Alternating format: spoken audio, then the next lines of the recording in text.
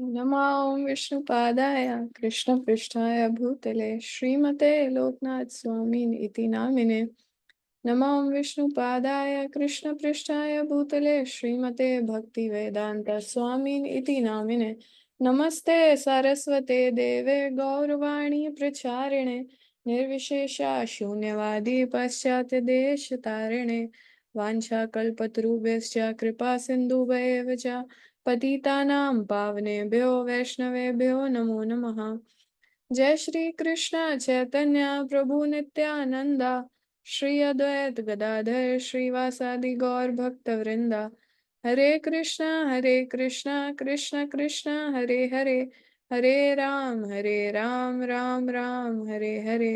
मूकं करोति वाचालं पंगुं लंघायते गिरिं यत्कृपातमहं वन्दे श्रीगुरून् दीनतारिणं परमानन्दमाधवं श्रीचैतन्य ईश्वरम्। तो आज हम Srila Prabhupada chapter 6 let there be a temple part 2 एक मंदिर हो भाग 2 हमारे अध्याय का नाम है। और आज हम इस अध्याय के भाग 3 को डिस्कस करेंगे। तो हमने पिछली बार ये डिस्कस किया था कि प्रभुपाद कोलकाता में थे और प्रभुपाद का स्वास्थ्य ठीक नहीं था।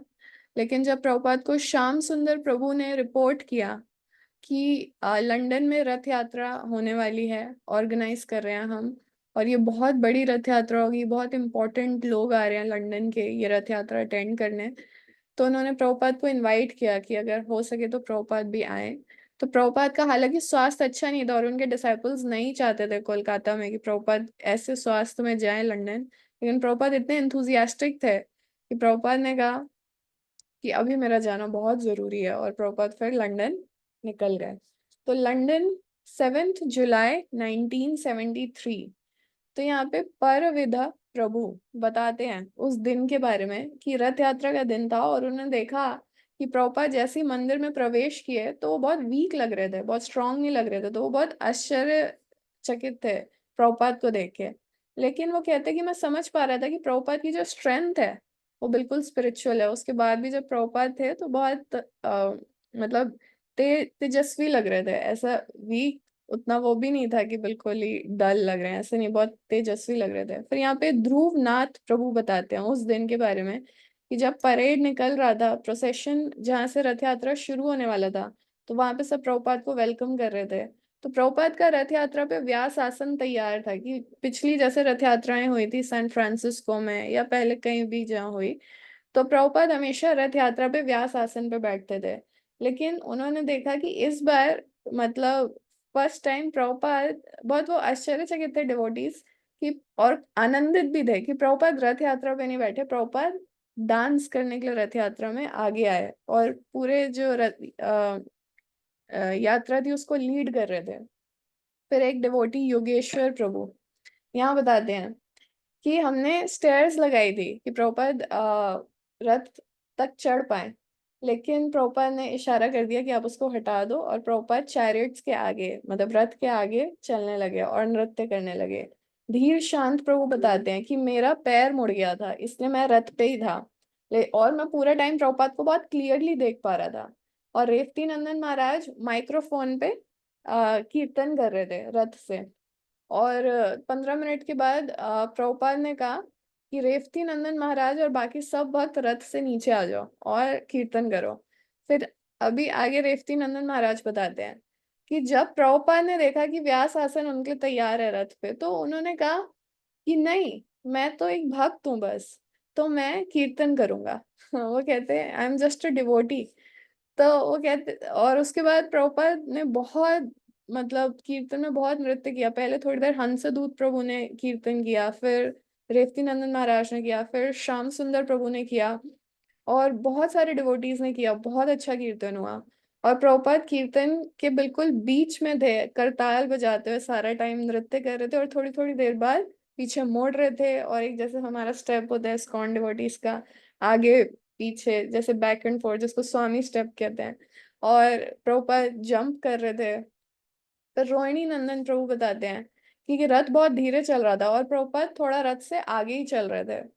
तो कीर्तन में कीर्तन में जैसे सब माइक्रोफोन्स से कीर्तन कर रहे थे और प्रभुपाद थोड़ी देर बाद सबको रोक रहे थे कि रथ का वेट करो।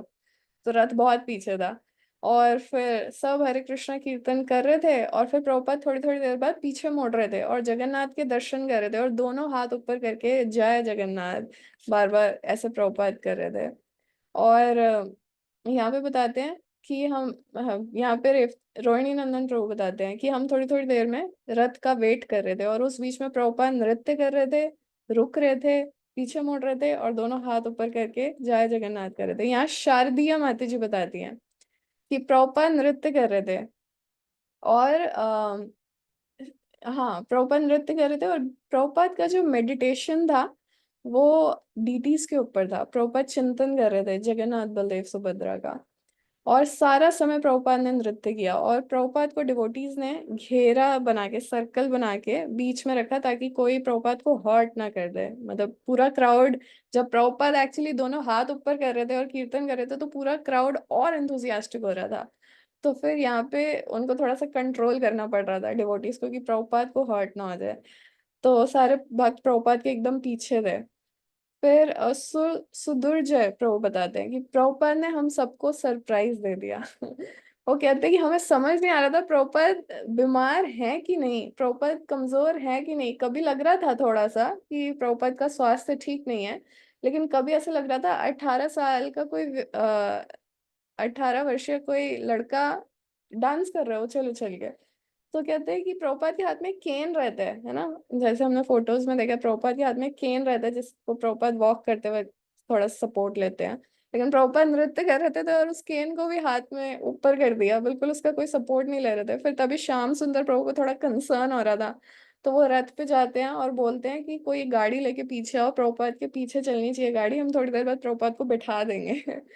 तो इस तरह से यहाँ पे बता रहे हैं। फिर प्रभुपाद बहुत थोड़ी थोड़ी देर में पीछे मुड़ रहे थे, हरि बोल काफी बार प्रभुपाद ने ऐसे किया और सब डिवोटीज नृत्य कर रहे थे। मौसम यहाँ बता रहे हैं बहुत अच्छा था, क्राउड बहुत अच्छा था। फिर ध्रुव नाथ प्रभु बताते हैं कि आसपास जो लोग जा रहे थे वो सब देख रहे थे कि इतना कोई मतलब एज्ड पर्सन है ना, इतना जिसका उम्र है वो इतना डांस कर रहा है, जंप कर रहा है एकदम यंग बॉय की तरह। और मतलब डिवोटीज क्या ध्यान दे रहे थे कि प्रभुपाद जब जगन्नाथ के दर्शन कर रहे हैं तो प्रभुपाद और जगन्नाथ मतलब डीटीज के बीच में कोई आए ना, ताकि प्रभुपाद अच्छे से दर्शन कर सकें। तो फिर क्या हुआ, बीच बीच में पुलिस आ रही थी और वो कह रही थी कि आप रुको मत, इससे हम क्राउड को हैंडल नहीं कर पा रहे, क्राउड बहुत ज्यादा वो हो रहा है, मतलब हमारे लिए क्रिटिकल हो रहा है उसको डील करना। और भक्त इतने भाव विभोर हो रहे थे, नृत्य कर रहे थे, चैंटिंग कर रहे थे।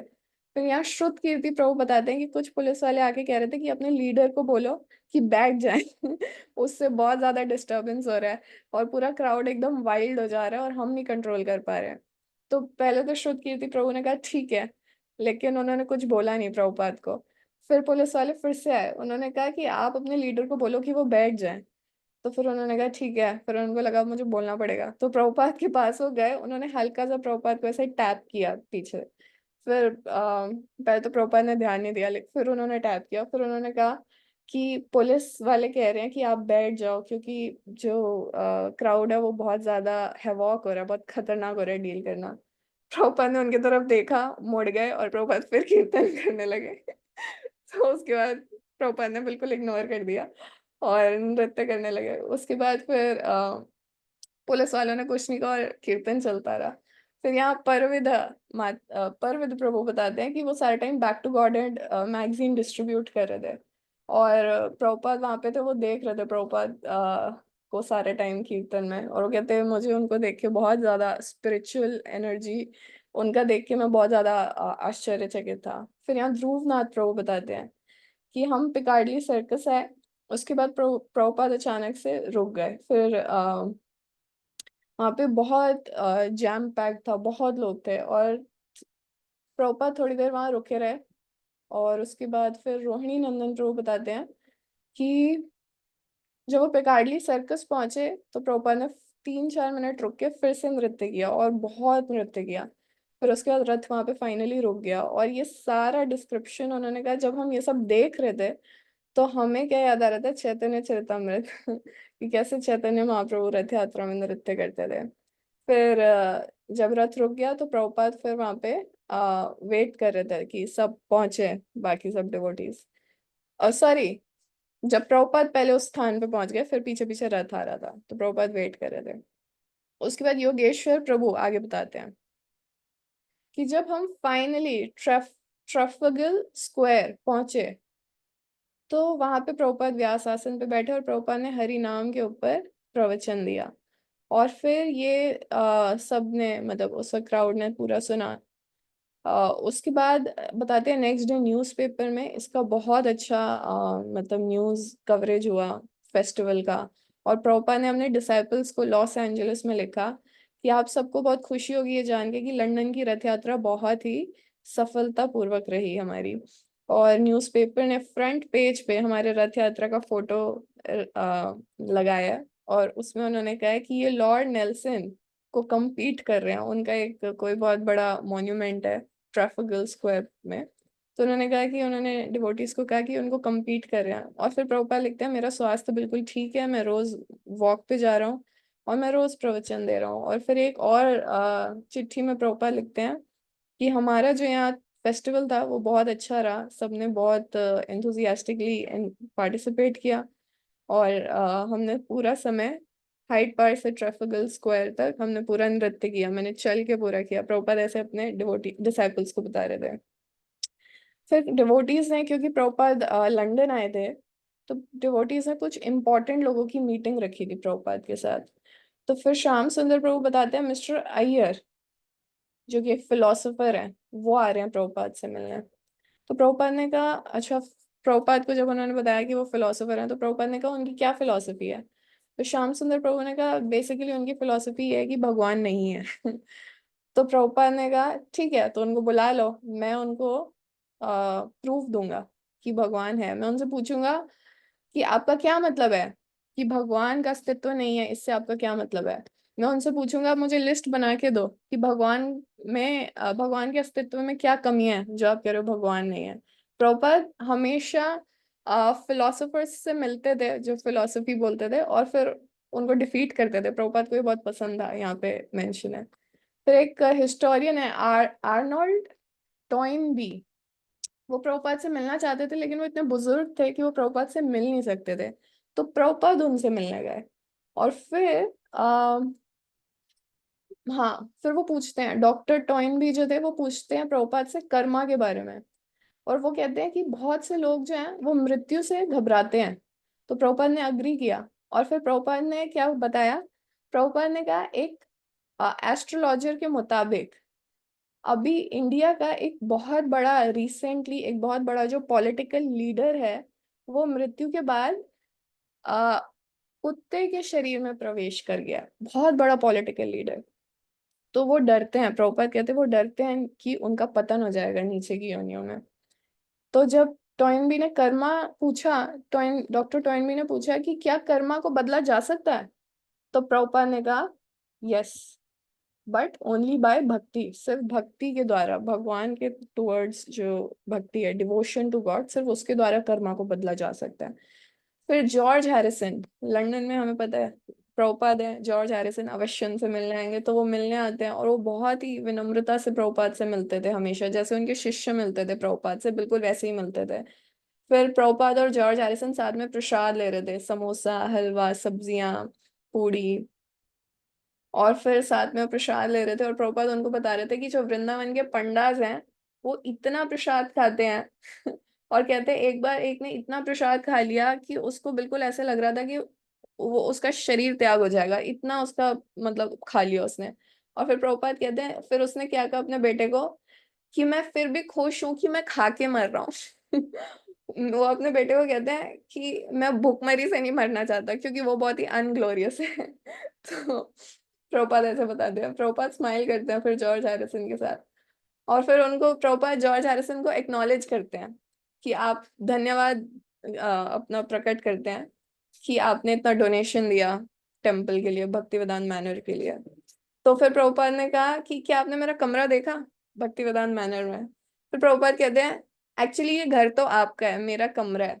प्रभुपाद ने ऐसे कहा। तो फिर जॉर्ज हैरिसन बहुत ज्यादा वो हो गए, मतलब उनको अच्छा नहीं लगा। उन्होंने फिर उसके विरुद्ध बोला कि नहीं, ये घर कृष्ण का है और कमरा आपका है।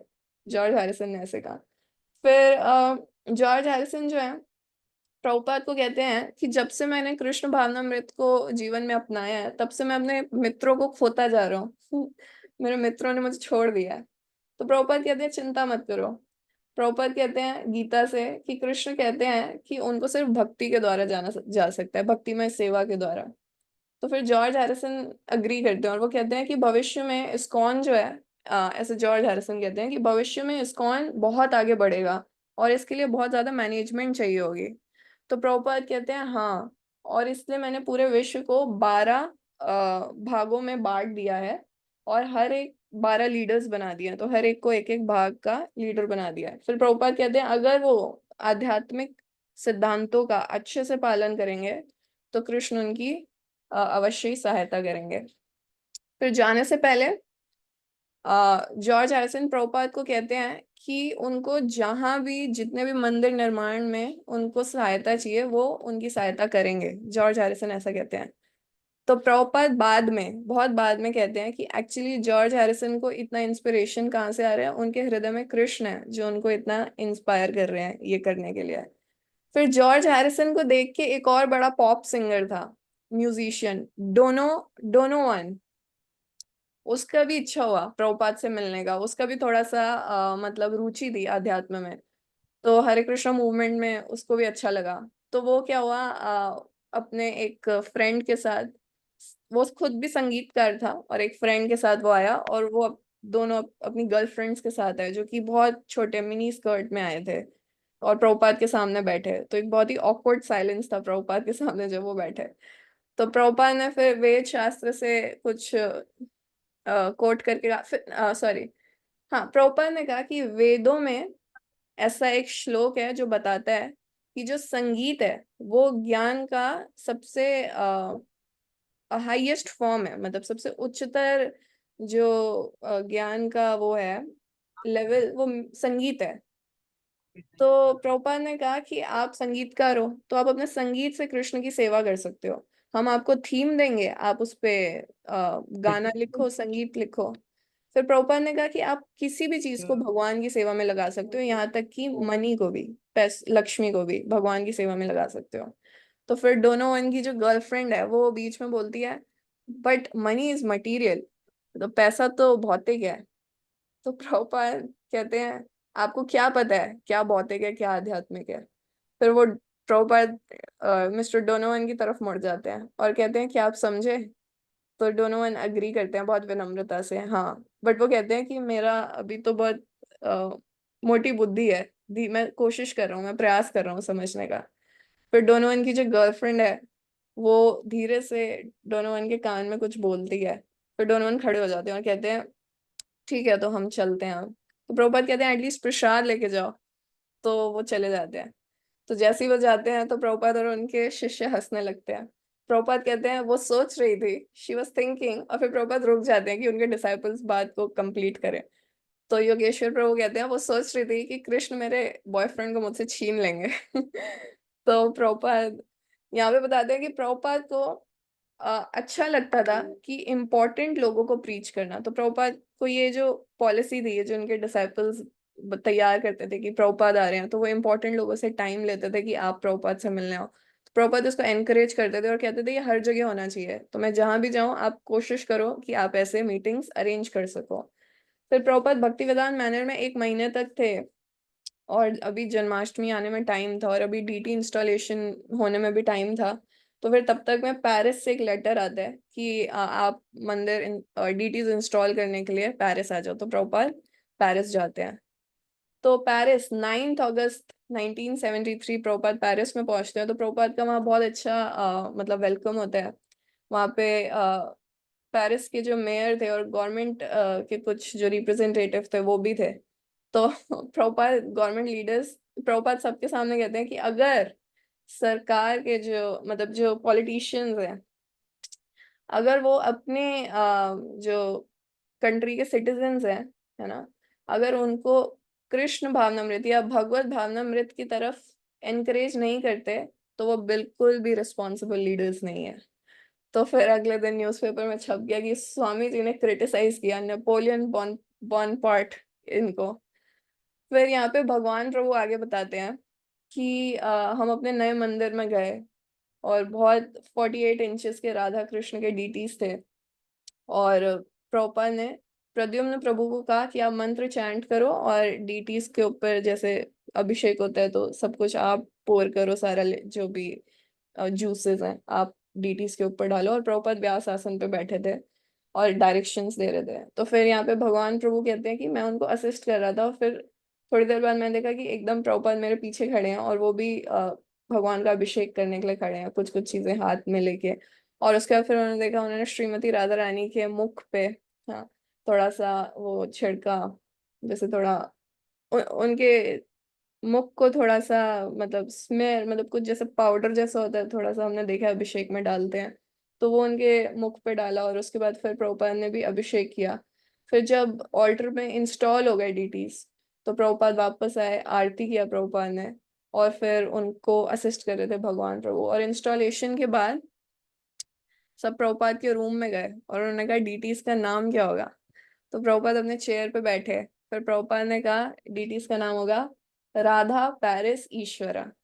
फिर प्रभुपाद ने आगे कहा कि इंडिया में लोगों को अगर एजुकेशन चाहिए होती है तो वो इंग्लैंड जाते हैं, और अगर उनको इंद्र तृप्ति करनी होती है तो वो पेरिस जाते हैं। तो फिर प्रभुपाद हंसने लगे।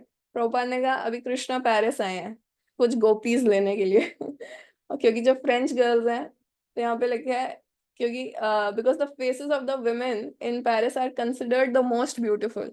तो जो पेरिस की स्त्रियां हैं वो अत्यंत सुंदर होती हैं, और राधा रानी सबसे ज्यादा सुंदर है। तो प्रभुपाद ने कहा राधा रानी सबसे ज्यादा सुंदर है, जस्ट लाइक अ पेरिस गर्ल।